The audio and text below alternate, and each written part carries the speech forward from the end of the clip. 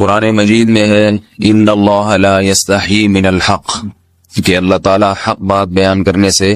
حیا نہیں کرتے۔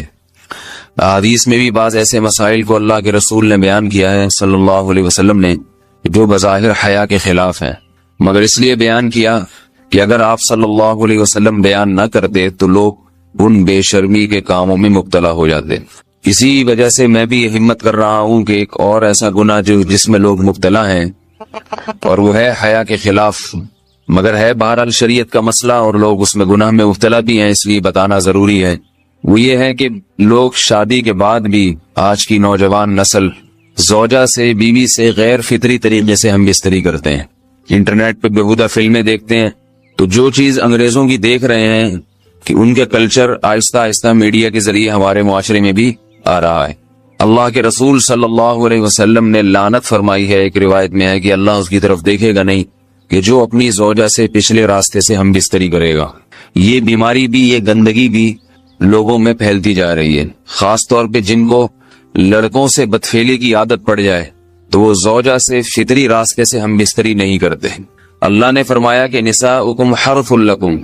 یہ تمہاری زوجات ہیں، بیویاں ہیں، یہ نسل بڑھانے کے لیے ہیں، تو اسی راستے میں انسان اپنی خواہش کو پوری کر سکتا ہے جس راستے سے نسل بڑھتی ہے۔ اس کے علاوہ کسی اور راستے سے اپنی خواہش کو پورا کرنا یہ حرام ہے، گناہ کبیرہ ہے، گندگی ہے۔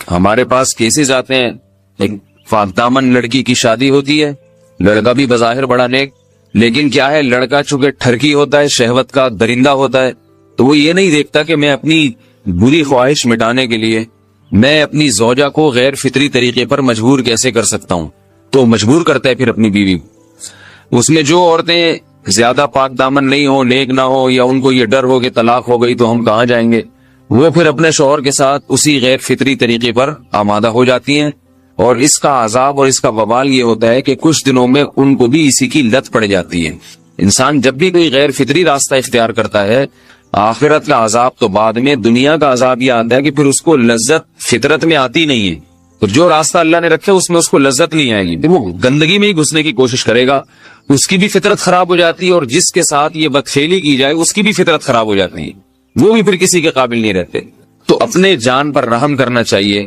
ہم انسان ہیں، ہم درندے نہیں ہیں، ہم گھوڑے نہیں ہیں، ہم گدھے نہیں ہیں، ہم جانور نہیں ہیں، ہم انگریز نہیں ہیں۔ انگریز نے تو حیا اور شرم کی تمام حدود کو توڑ دیا ہے، وہ تو درندے بن چکے ہیں، ہم تو درندے نہیں ہیں، ہم تو حلال کھاتے ہیں، پاک صاف رہنے کی کوشش کرتے ہیں، تو ہم ان کی جو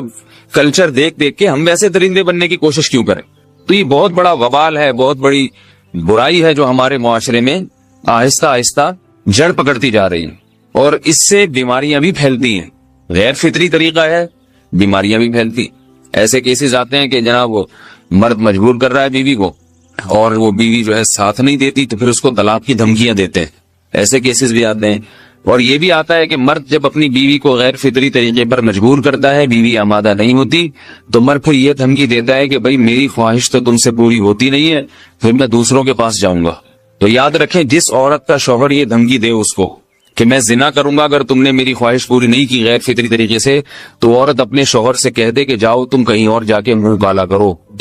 تمہاری فطرت میں گندگی ہے تو یہ مجھے گندا بنانے کی کوشش نہ کرو، اس کو زنا کرنے دیں، وہ اللہ آخرت میں اس سے بھگتے گا۔ ہر بیماری کا اللہ نے علاج رکھا ہے۔ اللہ کے رسول صلی اللہ علیہ وسلم نے فرمایا، صحیح بخاری کی حدیث، ما انزل اللہ من داء الا انزل له دواء، کوئی بیماری ایسی نہیں ہے جو اللہ نے نازل کی ہو اور اس کے لیے دوا نہ رکھی ہو دنیا میں۔ تو اگر کسی کو ایسی لت پڑ گئی ہے غیر فطری کام کی، تو اس کو چاہیے کہ وہ اپنا علاج کرائے، ڈاکٹر سے بھی رابطہ کرے، اور سب سے بڑا علاج یہ کہ کچھ وقت صبر کرے گا، چھوڑ دے گا کچھ عرصے کے لیے، تو خود بخود آہستہ آہستہ صحیح ہو جائے گا۔ ایک آدمی شراب کا عادی ہے،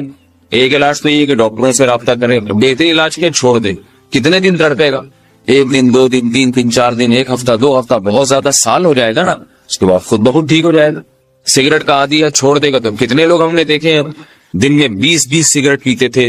چھوڑنے پر آئے تو بالکل ایک دم چھوڑ دی انہوں نے، آہستہ آہستہ کر کے چھوڑ دی، لیکن تکلیف ہوئی مگر عادی ہو گئے۔ تو اب کسی کو یہ لت پڑ گئی ہے غلط کام کی، برائی کی، تو اس کا بہترین علاج یہ ہے کہ وہ اپنے آپ کو بدلنے کی کوشش کرے، ماحول بدلے، اور کچھ وقت صبر کرے گا تو اللہ اس سے یہ عادت چھڑا دے۔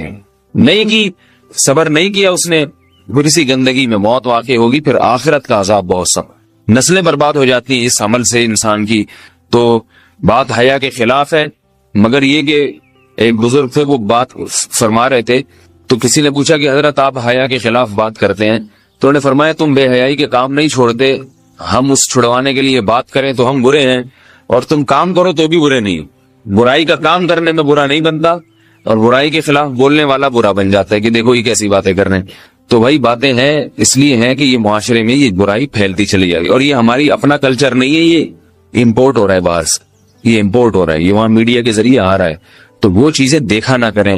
اور ان لوگوں سے دور رہا کریں۔ ہمیں تو دین کا داعی ہو کے ان کو ہدایت پر لانا تھا، بجائے ہم ہدایت پہ چل کے دوسروں کو چلانے والے بن کے ان کے راستے پہ ہم نے چلنا شروع کر دیا۔ اللہ تعالیٰ ہمیں اب دیکھیں ان کے ہاں ایڈز کا مرض پھیل گیا ہے۔ آپ بتائیے یہ ایڈز کا مرض ہمارا ہے کیا؟ یہ بیماری ہماری ہے یا ان کی ہے؟ ہمارے یہاں بیماریاں ہیں، کھانسی ہے، نزلہ ہے، ٹھیک ہے نا، بلڈ پریشر ہے، شوگر ہے، یہ بیماریاں ہماری ہیں۔ کوئی اللہ کا شکر ہے گندی بیماری ہمارے یہاں نہیں ہے۔ جتنی گندگیاں ہیں وہاں سے آ رہی ہیں، ایڈز کا مرض وہاں سے امپورٹ ہوا ہے۔ وہ ایڈز کا مرض اسی بدفعلی کی وجہ سے پیدا ہوتا ہے، اسی سے جراثیم پیدا ہوتے ہیں، اور اتنا خطرناک مرض کے